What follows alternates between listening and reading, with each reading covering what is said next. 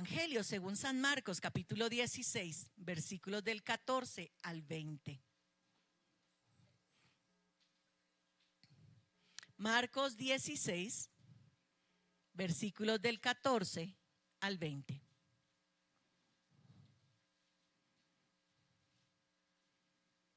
Está Mateo y luego está Marcos.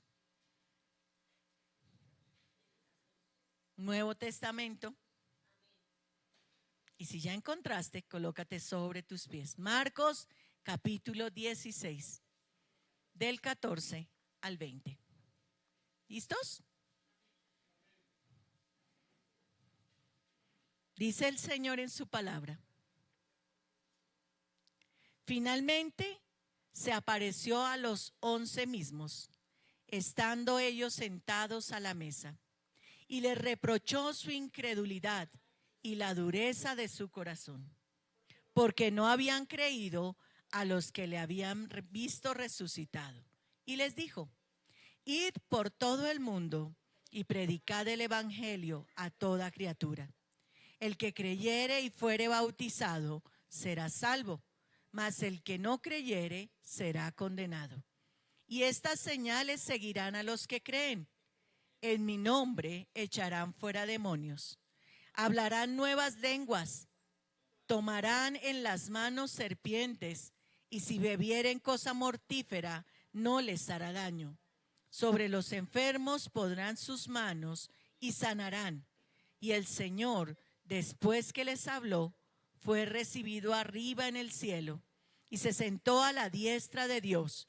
Y ellos, saliendo, predicaron en todas partes, ayudándoles el Señor y confirmando la palabra con las señales que la seguían. Amén. Toma asiento, amado. Nuestro tema macro de este año es la cruz y el discípulo. Y este mes en particular estamos hablando de que la cruz es mi victoria. La cruz es mi victoria. No hay nada más chévere que ser el vencedor, ¿no? Haz memoria de la primera vez que ganaste una competencia o algo así. Eras tal vez pequeño. Hay gente que dice: oiga, yo no me he ganado nada. ¿Sí? Hay algunos que me están poniendo esa cara: pastora, yo nunca me he ganado nada. Bueno, hoy quiero decirte que te ganaste el premio mayor con Dios. Y que, como lo dijimos el domingo pasado, estás sentado en los lugares celestiales con Cristo. Eso es ganancia. Ganancia. Y el apóstol San Pablo dice: para mí el vivir es Cristo y el morir ganancia. Interesante. Ganarse algo. Uno dice: el que se ganó el chance. Sí. El que se ganó el baloto. Sí, eso es una emoción. Como es tristeza al que le faltó el último número y no se lo ganó. Yo espero que ninguno de ustedes juegue el baloto. Juegos de azar, ¿cierto? Nuestra suerte la sustenta el Señor. Dios es tu provisión. Amén. Pero Dios es mi victoria. Sentirse vencedor, sentirse ganador es una situación chévere. Los muchachos, a esa chica que estaban pretendiendo dos y de repente alguno se quedó con ella. Dice: ah, yes, gané, me quedé con ella. No saben lo que se ganaron. Pero bueno, allí hay respuesta a esa sensación y a ese anhelo de ser el primero en algo. Si tú sigues pensando que no has ganado nunca nada, yo quiero decirte que tú eres el producto de una gran competencia. Y tú fuiste el primer esperma que encontró ese óvulo. Ganaste la vida entera. Esa es una competencia. Tal vez algunos no sepan cómo funciona ese tema, pero claro que sí. Entonces, de hecho, ya fuiste ganador y vienes preparado a la vida para ganar. El gran dilema es que a veces nos faltan actitudes y aptitudes para ser vencedores. Mire que hay un buen trabajo. No, eso no es para mí. Eso se lo va a ganar otro más inteligente que yo. Mire que hay, no, es que esa muchacha, ¿cuándo me va a mirar a mí? No, cada cosa. Tenemos una actitud inadecuada. Y este texto de Marcos capítulo 16 habla 6 veces de una palabra muy importante. Y es la palabra creer. Creer. La cruz del Señor nos llevó a creer. A creer. Hoy en día hay una profesión muy interesante que es ser coaching. Y la gente estudia para dar entrenamiento, para ser entrenadores, para eso se preparan. Y no es que los entrenen físicamente, entrenan a la gente mentalmente. Entonces les enseñan a ser vencedores, a pensar positivo, a comerse el mundo. Yo conozco gente que ha hecho eso y siguen en las mismas. Pero a algunos les funciona. El centro de todos esos entrenamientos siempre es creer. Creer. Por ahí hay una canción de Willy Colón que dice creer, creyendo. Sí, y es bien bonita. Pero el Evangelio de Marcos, queridos, nos lleva a pensar y a centrarnos en la persona de Jesús y lo que Jesús puede generar en mi vida. El Señor dice en su palabra que nos hizo cabeza y no cola. Dios nos llamó para estar en primeros lugares. Miren, la Biblia está llena de ejemplos. A mí me encanta mucho la historia de Daniel y sus amigos. Pero Daniel fue un hombre que vivió la vida sin mucho ruido, pero con mucha relevancia. No era que hablara mucho, no era que dijera mucho, pero sus acciones le llevaron a ser asesor de 3 reyes. 3. Así de malo sería, ¿verdad? Era tremendo tipo. ¿Y qué decimos de José? Un estratega y un administrador consumado. Ese tipo todo lo que tocaba lo volvía oro. Porque la mano de Dios estaba con José, dice la Escritura. ¿Qué tal si tú colocas tu nombre allí? Pensemos esta mañana en qué crees o en quién crees. Y en un mundo como este, la gente dice, yo no creo en nadie, en nadie. Tenemos desconfianza absoluta hacia el otro. Por eso es que todo tiene que ir notariado, firmado, escrito, recontraescrito, con testigos. Porque la palabra y el ser mismo ya no tienen valor. Ya no lo tienen. ¿En quién crees o en qué crees? Y hoy te pregunto, ¿tú crees en Jesús? Pues vamos a mirar la tarea de creer en Jesús en esta mañana y volveremos a preguntárnoslo al final del sermón y tú dirás, sí, definitivamente yo creo en Jesús. Es obvia esa respuesta. Pero ¿cómo debemos creer en Jesús? Primero, en la unidad del cuerpo. Miren, cuando Jesús muere y todos empezaron a ver en peligro su vida, salieron corriendo y junto a la cruz de Jesús solo quedó su mamá y Juan. Nadie más. Nadie más. Todos decían que creían en Jesús y se fueron. Pero pasado ese fin de semana, el Sabbat, los discípulos se reunieron, dice el texto, y estaban sentados a la mesa. Es necesario creer en la unidad del cuerpo. Y si tú lees todo el pasaje vas a descubrir que ellos estaban tristes y lloraban. Y de repente vienen las mujeres y les dicen, Jesús resucitó. Y dicen, están locas.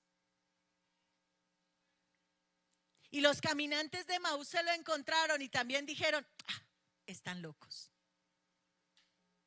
Estaban unidos, sentados a la mesa. Para aquel tiempo la mesa en la casa era un lugar bastante cerrado. Para nosotros es normal llegar a una casa a la hora del almuerzo, nos sirven sopa y no hay problema. Hay lugares en el mundo donde eso no se puede hacer. Si tú viajas a España, si tú vas a lugares como la Argentina, no es tan fácil que te inviten a comer a sus casas. Es cultural. La casa es un lugar cerrado, de familia. Aún aquí hay gente a la que no le gusta tener invitados en su casa. En la nuestra todos pueden llegar. Los que quepan ahora en nuestra casa pueden llegar. Pero aquellos estaban sentados. ¿Por qué no se fueron definitivamente? Me pregunto yo.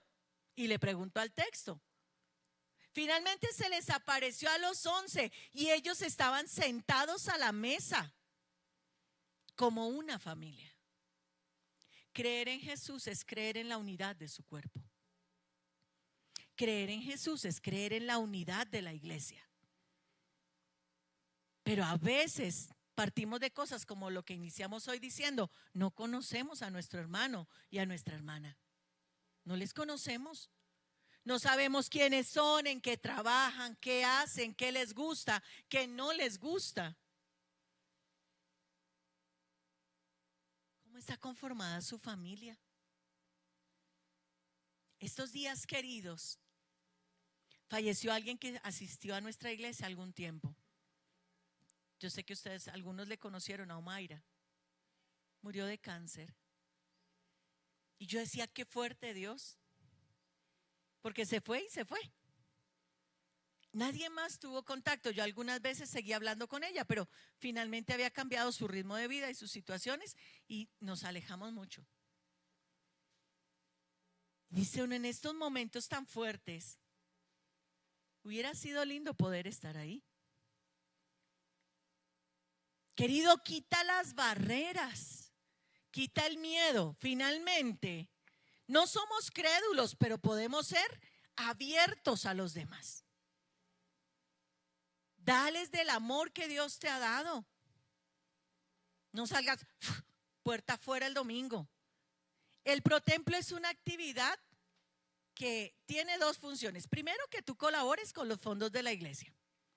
Y la otra, que es la que más me agrada a mí, es que tú puedas compartir con los otros. Porque mientras te estás tomando el café con la arepita, alguien se paró aquí a tu lado.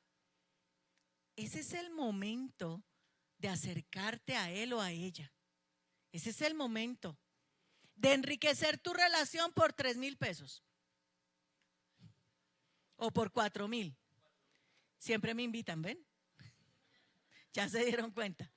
Por 4,000 pesos puedo compartir, enriquecer la vida de otro, animarlo, hacerlo sentir parte de, porque el Señor Jesús, de hecho les dijo, no se vayan de Jerusalén, quédense hasta que sean todos llenos del Espíritu Santo. Si ustedes ven la obra del apóstol San Pablo, el misionero más insigne creo que ha tenido la cristiandad, él tenía una iglesia base. Y él salía y hacía la obra, hacía sus viajes misioneros y regresaba a la base. Él tenía dónde llegar. Una iglesia que lo soportaba espiritualmente, que lo acompañaba en su proceso. Creer en el Señor Jesús es creer en la iglesia y es creer que es su cuerpo. Cuando tú no vienes, falta una uña del cuerpo del Señor. Cuando tú no vienes, falta el hígado o tal vez un pulmón. Pareciera que no es importante ir. ¿Por qué? Es que el cuerpo del Señor se congrega y se reúne. Y el texto habla de que ellos estaban sentados a la mesa. Y es un texto de unidad. A la mesa de un judío no se sentaba cualquiera. No se sentaba cualquiera. Menos si eran gentiles. Muchísimo menos. debes creer que la obra de Jesús nos hace uno e interesarte por el que está a tu lado o por el que no vino. Ese es el ministerio de la unidad de la iglesia, que sean uno como tú y yo, Padre, somos uno, dijo Jesús. Uy, pero es que cómo me mira. Uy, pero es que mire el saco que se puso. Uy, pero es que mire cómo canta de pasito. Y el otro, uy, pero es que mire cómo canta de duro. No, Dios nos está llamando a ser uno al compartir la mesa. Pero saben, Jesús les llama la atención porque estaban uno en medio de la incredulidad. Estaban unidos creyendo fielmente que los que venían a decirles que Jesús había resucitado no estaban en lo cierto. A veces nos unimos no para lo bueno, sino para lo malo. Unamos nuestra vida al cuerpo de Jesús para tener vida y vida abundante. Separados de mí, nada podéis hacer. Lo primero que el Señor nos pide es unidad. Creer que somos un cuerpo. La iglesia es el cuerpo de Cristo. La iglesia es la novia de Cristo por la que Él vendrá un día sin mancha y sin arruga. Tu pecado afecta a la iglesia, ¿sabías? Hermano, si a usted se le está muriendo una mano, ¿será que eso le genera alguna consecuencia al resto del cuerpo? ¿Será que sí, Martica? ¿Tú que eres la especialista? Claro. Un tejido que se está necroseando, que se está muriendo, infecta el resto del cuerpo, produce fiebre a todo el cuerpo. ¿Qué te hace pensar que tu pecado es solo tuyo? Pero eso no pasa y no soy consciente de eso hasta que no creo que soy cuerpo, que soy parte de. Nosotros encontramos que ese remanente era unido en medio de la dificultad. Y el Señor les dijo, oiga, pero ustedes ¿por qué son tan incrédulos? ¿Por qué tienen un corazón tan duro? Porque no habían creído a los que le habían visto resucitado. Luego de creer en la unidad del cuerpo, hay que creer en la obediencia al mandamiento de Jesús. El verso 15 nos dice, y les dijo, id por todo el mundo y predicad el evangelio a toda criatura. Y algunos están diciendo, sí, Señor, mándame a San Remo. Señor, mándame a París. Yo quiero ir a predicar el evangelio, Señor, a España. Señor, llévame a Portugal, a Dubái, Señor, a los Emiratos Árabes. Nadie quiere ir a la India, al Congo, al Amazonas. Nadie quiere ir a los países de la cortina de hierro no alcanzados, donde hablar del evangelio es un problema bien complejo, todavía hoy. Pero el Señor dijo, vayan y lleven el evangelio a toda criatura. ¿Cuál es tu mundo? El planeta Tierra, que ha estado tan de moda y lo hemos vuelto a ver así todo azulito él. El más bonito. ¿Sí? ¿Ese es mi mundo? ¿Cuál es mi mundo? Mi mundo es mi entorno. Mi mundo es lo que me rodea. Claro, yo vivo en este planeta. Yo vivo en este país. Yo vivo en esta ciudad. Yo vivo en este barrio. Pero mi mundo son otras cosas. Hay gente para la cual su mundo es el juego. ¿Sabían? Y el otro día hablaba con alguien que estaba en ese mundo de los casinos y decía, ¿usted no se ha dado cuenta que los casinos no tienen ventanas? Son lugares cerrados, confinados. ¿Saben por qué es? La gente no se da cuenta si es día o noche. Están ahí. Dele que dele a su máquina. Y uno decía, Dios, qué perversos. Qué terrible eso. Pero hay gente para la que el mundo es el juego. Para otras personas es el sexo. Y no viven pensando sino en sexo. Todo el tiempo. Hay gente para la que el mundo es su familia. Y no piensan a veces ni en ellos mismos, sino en función de su familia, de su casa, de sus hijos. ¿Cuál es tu mundo? Y el Señor te dijo, ve y predica a tu mundo. Al lugar de influencia, al lugar donde estoy. Claro, hay gente que tiene llamados misioneros y Dios los envía más allá de las fronteras. Pero el mandamiento era claro: vayan y prediquen. Vayan y prediquen. Creer en la obediencia al mandato. Cuando yo escucho a alguien con autoridad, me es más fácil obedecer a cuando esa persona no tiene autoridad. Cuando yo creo en Jesús, creo en sus mandamientos. Y si creo en su palabra que dice que el que pide recibe, que el que busca halla y que al que llama le será abierto, porque no puedo creer que debo ir a predicar el evangelio. Porque me es tan difícil ser genuino discípulo y hacer discípulos en Jesús. El Señor les mandó: vayan y prediquen el evangelio a toda criatura. Creer creyendo. El verso 16 nos lo enfatiza. El que creyere y fuere bautizado será salvo, mas el que no creyere será condenado. Algunos interpretan el texto como amarrando el creer al bautizarse. El bautismo es un paso de obediencia público, ¿sí? En el que tú dices: mire, yo entendí que mi vida pasada no era tan chévere, pero yo quiero vivir esta nueva vida con Jesús y me hago bautizar. Y somos menos dramáticos que en el tiempo de Jesús. En el tiempo de Jesús la gente se bautizaba y confesaba públicamente sus pecados cuando bajaban a las aguas bautismales. Hoy tú te quedas con ellos allí en el secreto con Dios. Le dices: Señor, ese pecado hoy lo dejo. Señor, ese mal hábito aquí se queda. Señor, soy una nueva criatura para ti. Pero el Señor dice: el que creyere será salvo. ¿En qué crees? ¿En quién crees? ¿Y cómo crees? Eso es lo importante. ¿Crees realmente en Jesús? ¿Crees realmente en la obra de la cruz para obedecer sus mandamientos, para creer en la unidad del cuerpo de Cristo? Es creer creyendo.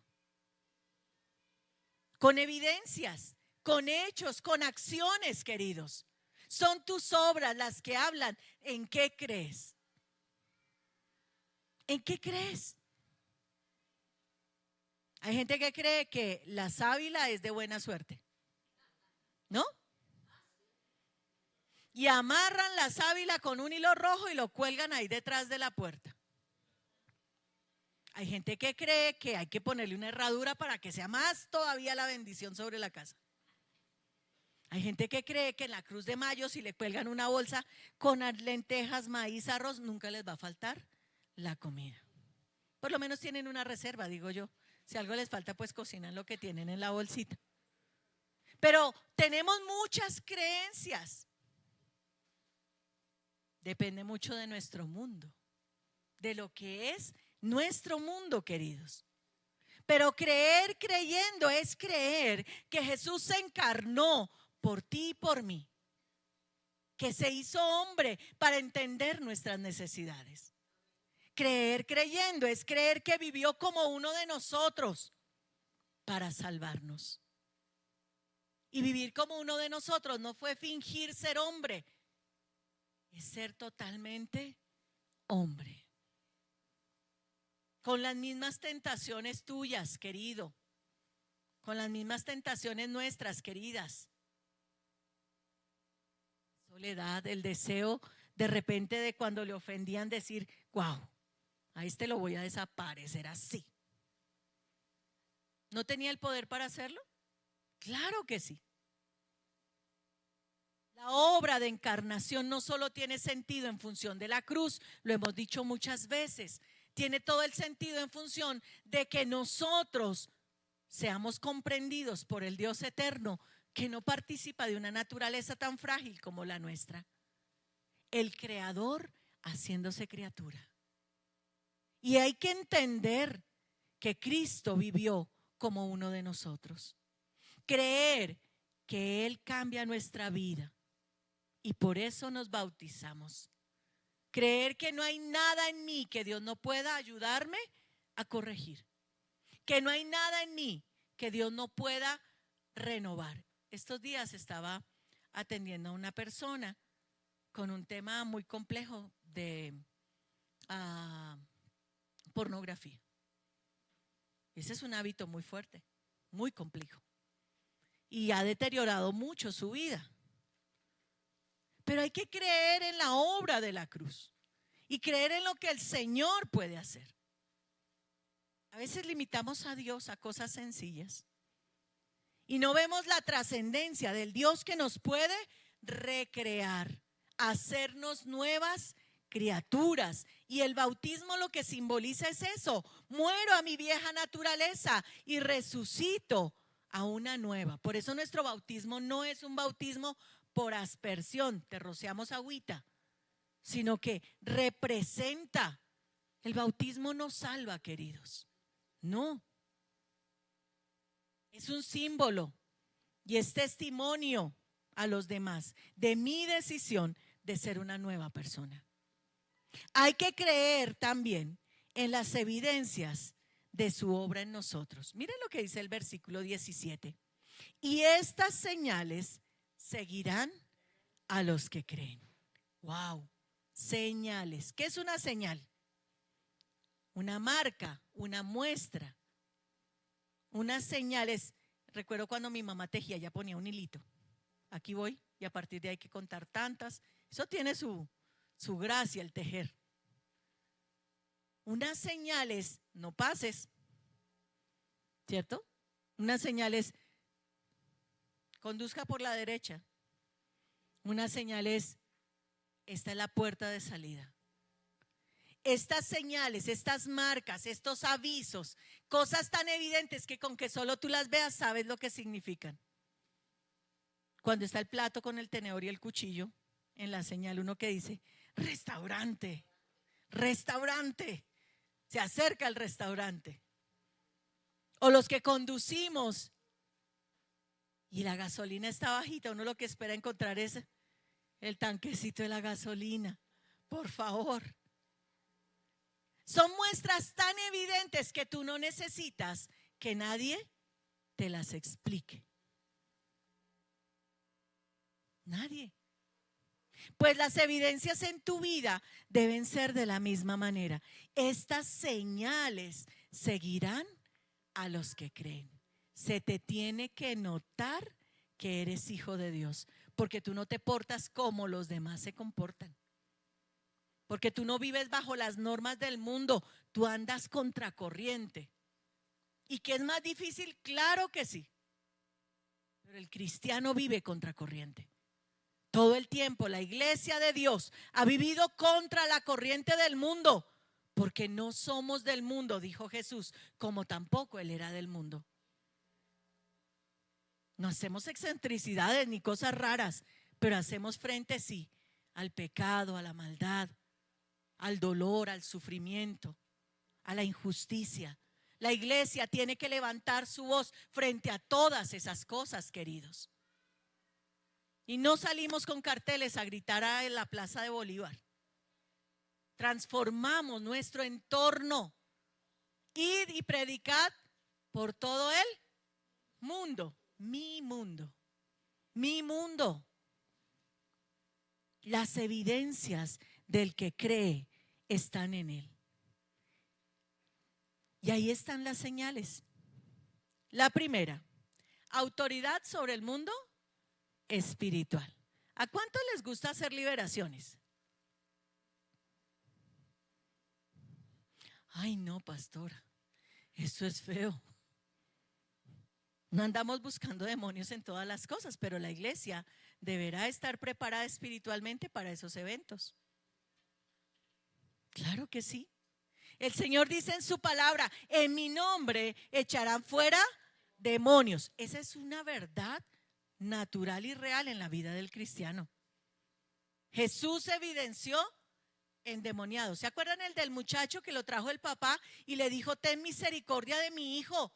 Cuando el demonio lo toma, lo azota, lo tira entre el agua, lo ha botado al fuego, lo quiere destruir. Y Jesús le liberó.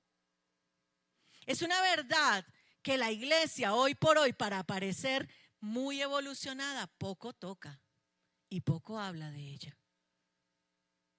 Pero evidentemente, los que creen, el pastor, amén, pero el hermano común y silvestre también. Tú tienes la capacidad y la autoridad en Dios para enfrentar esas situaciones. Es el sacerdocio universal de la iglesia. El pastor no es más que una oveja con más responsabilidades.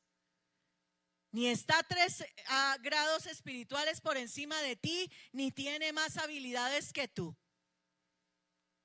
Es un llamado y es una vocación y es un servicio.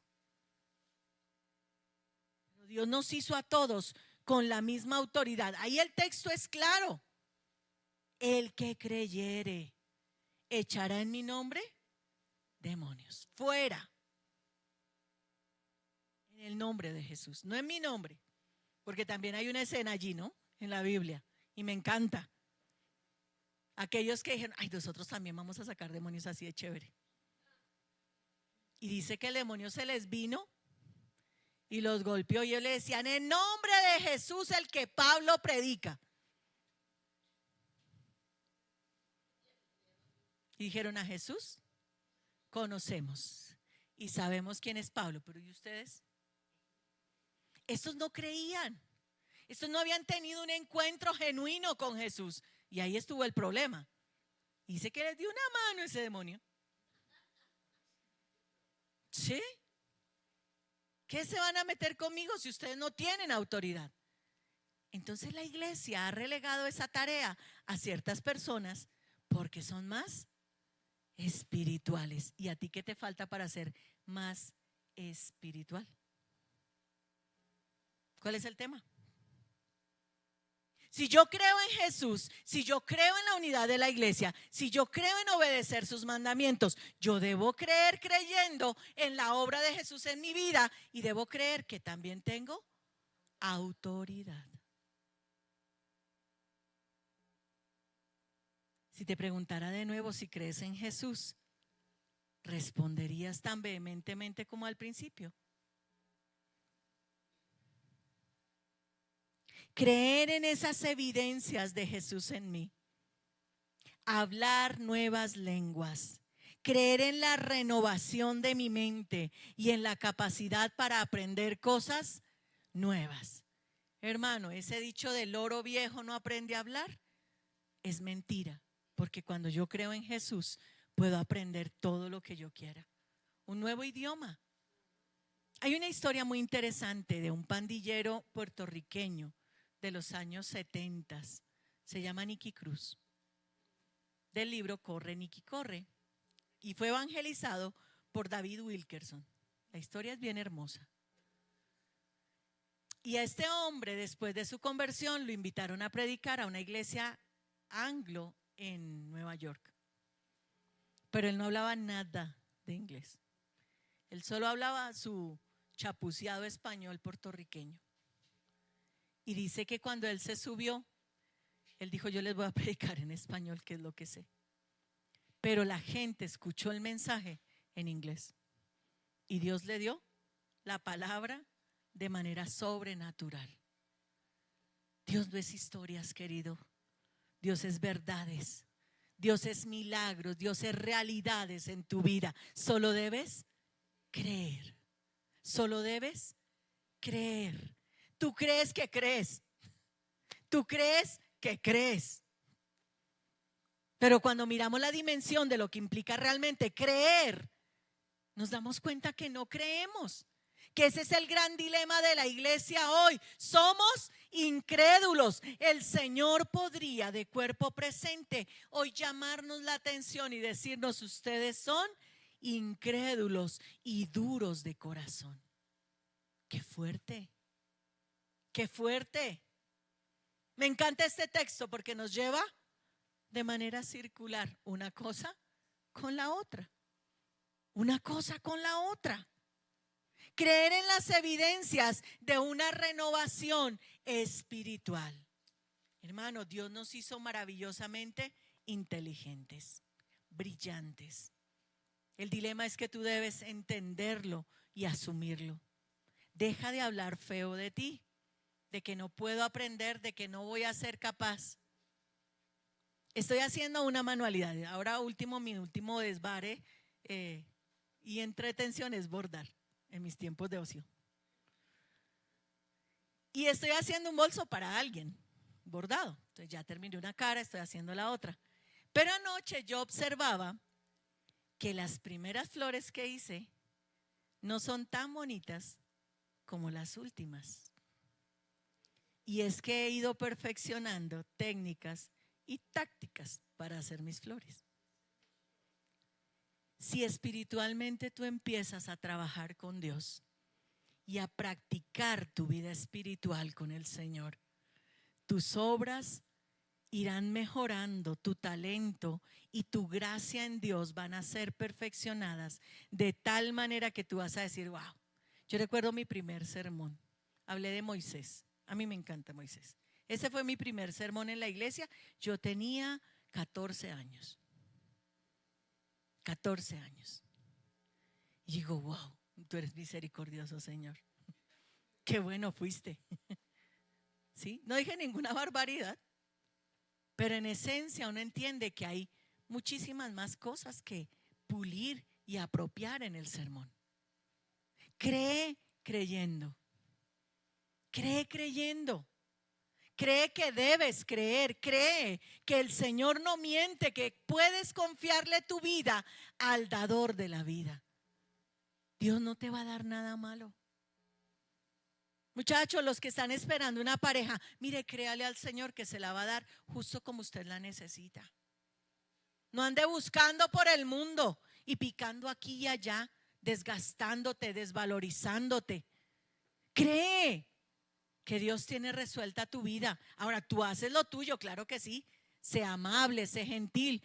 Yo le enseño a los muchachos, cotícese, hermano, tenga que ofrecer. Cotícese, póngase juicioso, cultive su mente, su corazón, su cuerpito, póngase bonito, huela siempre a rico. Eso, que la nega, uy, qué galán acaba de pasar. Y además de eso es inteligente y es brillante y es un hombre de sanos sentimientos, de bonito corazón.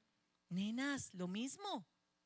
Niñas inteligentes, niñas capaces de aportar, niñas que saben hacer hogar y familia, que piensan y ya saben cómo criar hijos con principios, con valores. Eso es, pero Dios hace lo demás.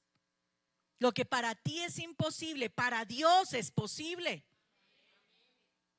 ¿Crees en eso? ¿Crees creyendo? Hay que creer para creer. Es lo que el Señor nos desafía. Mi victoria está en creer. Tu victoria está en creer. En medio de tus luchas, cree. Señor, no veo nada, pero creo. Señor, todo está más difícil, pero creo. Me encanta el tema de los atletas de alto rendimiento y eso se los he comentado mucho. Cuando un atleta quiere ser un atleta de alto rendimiento, tiene que pasar algo que llaman la barrera del dolor. Y es entrenar más allá que todos los demás. Y que los músculos se rompan de tal manera que tu cuerpo responde de manera diferente. Eso hace un atleta de alto rendimiento. Y nosotros, ay no, está doliendo, deje así. Y queremos resultados fantásticos. Hay que creer creyendo y estar dispuestos, queridos, a hacer lo que Dios nos pide. Creer en la autoridad sobre las leyes naturales. Veíamos con mi esposo ayer unos dibujitos animados y era el hacha que se cayó en el río y el profeta lanzó el palo y el hacha flotó. Y entonces decían, no, esa todavía no la entiendo. No puedo hallarle la explicación lógica. Y yo así. Mi papá hace esas cosas de cuando en cuando. Rompe las leyes naturales para demostrarme que sigue ahí. Rompe las leyes naturales para demostrarme su amor por cada uno. Y tú debes creer. Pero si algo pasa, tú lo que haces es buscar al técnico, al médico, y al último es al Señor. Un día se nos dañó la lavadora. Antonio no estaba en México. Y bueno, la situación no está como muy bollante ese día para llamar a un técnico. Y dije, Señor, tengo la ropa entre la lavadora con jabón. Yo tengo que ir a trabajar. ¿Yo qué voy a hacer, Señor? Tengo que llevar a Ana María, dejarla donde mis papás y salir a trabajar. ¿Qué voy a hacer? Por favor, Señor, ayúdame. Y en tu nombre, Señor. Yo tengo mis historias de amor con Dios. Esas son mis historias de amor con Dios, donde Él me ha mostrado en esos detalles que me ama, que está conmigo. Y si yo preguntara, yo sé que aquí más de uno tiene una historia de amor con Dios. De esos detalles chiquitos que el Señor ha hecho y que te ha mostrado su amor y te ha dicho, no te dejo, no te voy a dejar botada, yo te voy a ayudar, yo te voy a sustentar. Yo dije, Señor, gracias, y nunca más molesto. Pero ya le había hecho de todo. Dios hace, queridos. En las leyes naturales, en las cosas cotidianas, Dios está, solo cree creyendo. Cree que hay que creer. El discípulo cree en su maestro. Cree en la obra de la cruz que te hace acepto en el amado. Cree en la obra de la cruz que quita tu pecado y te habilita y te sienta junto a Él en el reino de los cielos. Creer es hacer.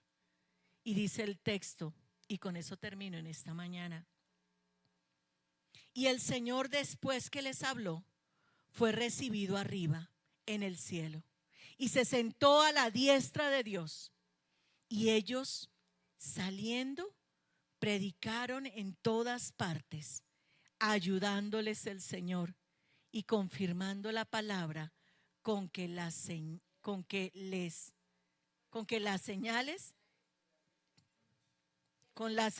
que le seguían.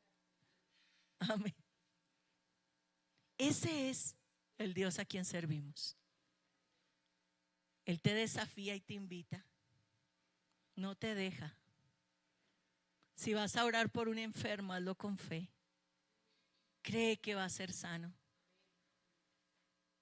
Si necesitas que las leyes humanas y naturales se rompan, cree que el Señor puede hacerlo por ti, porque te ama. Hay que creer, creyendo. Ve y haz lo que Dios te mandó, porque el Señor va a estar a tu lado. Dios camina a tu lado, no tengas temor.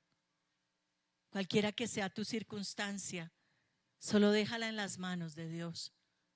Cree creyendo. Y te vuelvo a preguntar, ¿crees en Jesús? Pues haz lo que Él te manda hacer, como Él te manda hacerlo. Señor amado, tu iglesia ha escuchado tu palabra. Y hoy nos has desafiado, Señor. Muchos de nosotros tenemos esas historias de amor contigo. Hemos visto tu mano guardándonos del mal. Hemos visto tu mano protegiéndonos, Señor, de muchas situaciones. En noches oscuras, en días difíciles, en enfermedad, en dolor, tú has estado. Y Señor, esta mañana tu iglesia, Padre, levantamos la voz, Señor, como lo hicieron tus discípulos, diciendo, aumentanos la fe. Queremos empezar a ver, Señor, la manifestación de tu milagro en nuestra vida. Queremos ver enfermos ser sanados. Queremos, Señor, la provisión en la mano, Señor, de tus hijos e hijas. Queremos ver ese gozo de vivir, de estar vivos, Señor. Queremos, Señor, creer que te ocupas de nuestra familia, de nuestras parejas, de nuestros hijos.